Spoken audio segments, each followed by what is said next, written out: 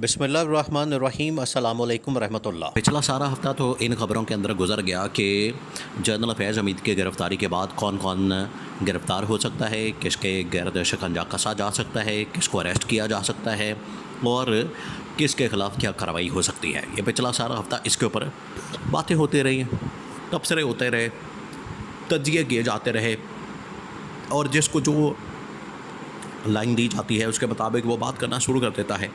अब ये हफ़्ता बड़ा अहम है क्योंकि इस हफ़्ते में ना सिर्फ बहुत सारी डेवलपमेंट्स होने जा रही है हुकूमत की साइड के ऊपर और इस्टेब्लिशमेंट की साइड के ऊपर, और इमरान खान के मुतालिक भी बहुत सारे मुकदमात और केसेस इस हफ़्ते के अंदर चलने जा रहे हैं। देखिए, इसमें जो हुकूमत बड़ी वारदात डाल रही है, जनरल फैज़ हमीद की गिरफ़्तारी, इस्टेब्लिशमेंट के अंदर ये जो कहा जा रहा है कि सफाई हो रही है, झाड़ू फेरा जा रहा है और अंदर जो है वो टांग फेरी जा रही है, ये हुकूमत के ऊपर ये सब कुछ होने वाला है। और हुकूमत को अभी नज़र नहीं आ रहा कि यहाँ से ये सिलसिला निकलना है और हुकूमत की तरफ आना है। ये डंडा जब हुकूमत को दिया जाना है तो फिर हुकूमत को पता लगना है कि इनके साथ हुआ क्या।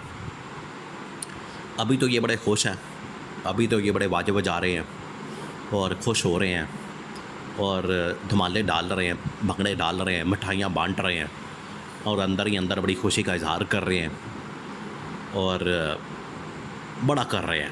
हुकूमत कर क्या रही है? देखिए, ये मामला असल में है जनरल फैज़ हमीद की गिरफ़्तारी का रिटायरमेंट के बाद ऐसी सरगर्मियाँ की गई हैं बाद में। अब दो चीज़ें हैं, एक तो टॉप सिटी केस के अंदर जब उनको पकड़ा गया है, टॉप सिटी केस का इल्ज़ाम लगाया गया है और उसके मुताबिक कार्रवाई होनी है जनरल फैज़ के ख़िलाफ़। तो जब ये टॉप सिटी का केस आया था तब तो ये बात थी 2017 की, उस वक्त तो नून लीग की हुकूमत थी और नवाज़ शरीफ वज़ीर-ए-आज़म था। तो तब इसने क्यों नहीं किया कुछ? तब इसको नहीं ख्याल आया नवाज़ शरीफ को कि इसके ख़िलाफ़ एक्शन लेना या कार्रवाई करनी है या कुछ करना है? तब तो ये बड़े वन फेज़ के ऊपर थे क्योंकि तब इनको सारी सपोर्ट मिलती थी, तब इनको हिमायत मिलती थी, तब ये इनके बड़े साथ थे, तब ये को पंगा नहीं ले सकते थे। फिर उसके बाद आप देखें कि टॉप सिटी का केस आता है 2017 में और 18 के अंदर फिर वो प्रमोट होते हैं, लेफ्टिनेंट जनरल भी बन जाते हैं, फिर DGI भी बन जाते हैं 2019 में। तो अगर एक इल्ज़ाम है, केस है, उन्होंने करप्शन की है, तो जनरल फैज़ तो 2017 में ही फारिग हो जाते हैं, 16-17 के अंदर ही।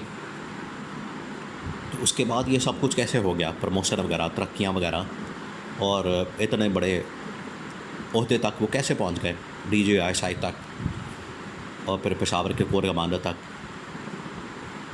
फिर उन्होंने देखे जनरल फैज़ ने अमेरिका को डील किया, अमेरिका नहीं सिर्फ अफ़गानिस्तान के अंदर, ये अकेले जनरल फैज़ और दूसरी जानिब तकरीबन 80 ममालिक की फ़ौज थी अफ़गानिस्तान के अंदर, जिसमें सुपर पावर अमेरिका भी शामिल था। 80 ममालिक और उनके फ़ौजी सरबराहान वो एक तरफ और दूसरी तरफ जनरल फैज़ अकेले डील करते थे। ये थी जनरल फैज़ की असल ताकत, असल पावर, उनकी असल स्ट्रेंथ और उनकी काबिलियत, उनकी सलाहियत। ये ख्वाजा आसिफ कर सकता है, डिफेंस मिनिस्टर है, जाए अफ़गानिस्तान के साथ कोई बात करके आए।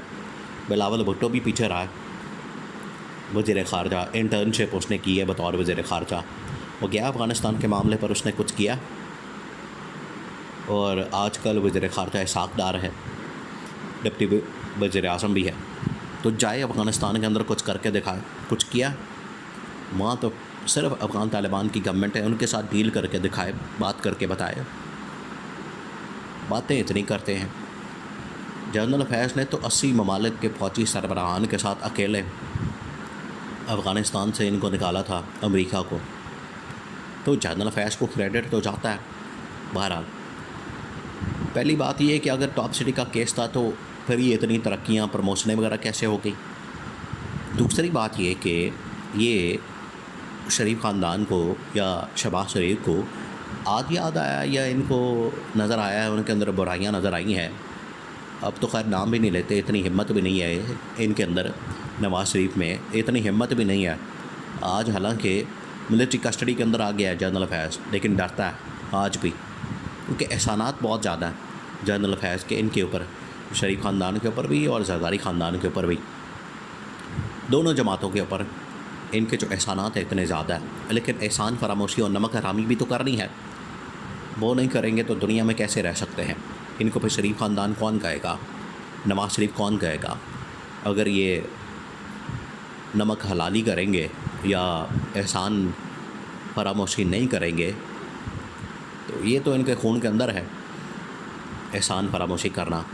तो जनरल फैज़ ने इनके साथ इतनी एहसान किए, एहसान वाले मामलात किए, कभी NRO, कभी केसेस माफ़ और कभी डील करवा के लंदन भेज देना और भिजवा देना।